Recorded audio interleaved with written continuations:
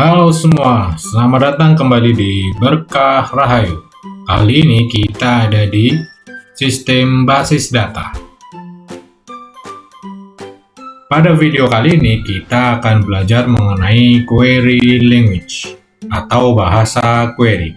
Simak videonya dari awal sampai akhir. Dikutip dari glints.com. Bahasa query atau biasa disebut dengan query language adalah bahasa khusus yang digunakan untuk meminta informasi dari database. Bahasa query language ini berbeda dengan bahasa pemrograman seperti Java, C++, dan lain sebagainya. Perbedaannya di mana? Perbedaannya adalah kegunaannya. Kalau kita mau ngomong atau mau berbicara atau mau memerintah komputer, itu kita menggunakan bahasa komputer. Akan tetapi untuk berbicara, untuk berinteraksi, untuk memerintah database, kita menggunakan namanya query language.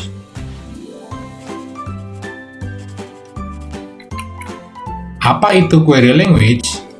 Query language atau bahasa query merupakan bahasa yang digunakan untuk memanipulasi data di database management system. Memanipulasi ini adalah kegiatan seperti memasukkan, mengedit, menghapus, dan lain sebagainya. Jadi yang hubungannya dengan pengolahan database.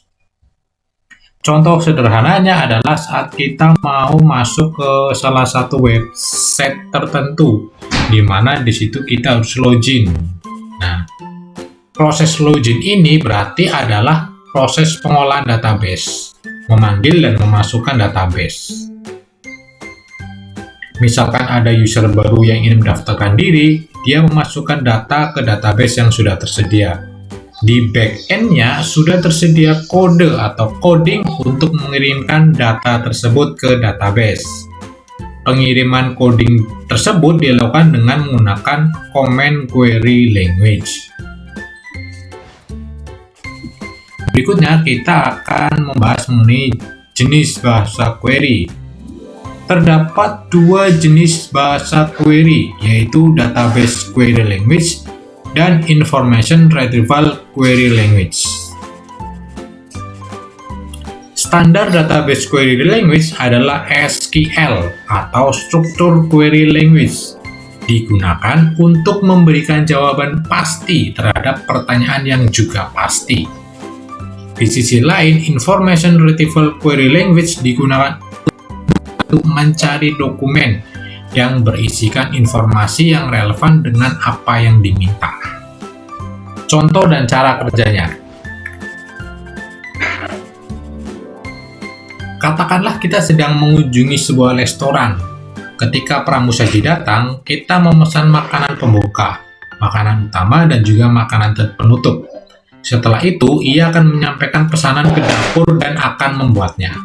Proses ini bisa terjadi karena kita dan pramusaji menggunakan bahasa yang sama. Jadi, ia bisa dengan mudah memahami permintaan kita waktu di restoran tersebut. Hal ini itu sama dengan query language. Kode dan komen yang ditanamkan di back-end ini membantu proses pertukaran data antara database dengan situs kita. Contohnya, kita ingin login pada sebuah website tertentu. Kita memasukkan username, email, dan password. Kemudian di database akan melakukan pengecekan apakah data-data yang kita kirimkan tersebut sudah benar atau belum. Selain menggunakan bahasa query, kita juga bisa menggunakan bahasa yang lainnya. Selama menggunakan bahasa yang sama, yaitu query language, kita akan dengan mudah untuk mencari user database untuk saling bertukar informasi. Ini adalah contoh penggunaan query language.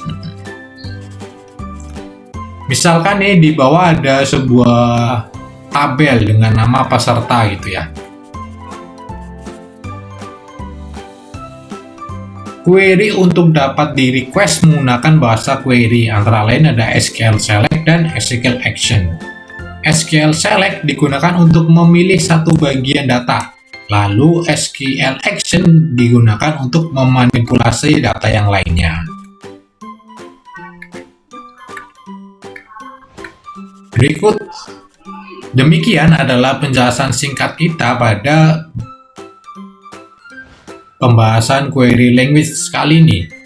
Sampai jumpa di video dan pembahasan selanjutnya mengenai bahasa-bahasa query language yang lain. Terima kasih, tetap jaga kesehatan dan terus berbuat baik.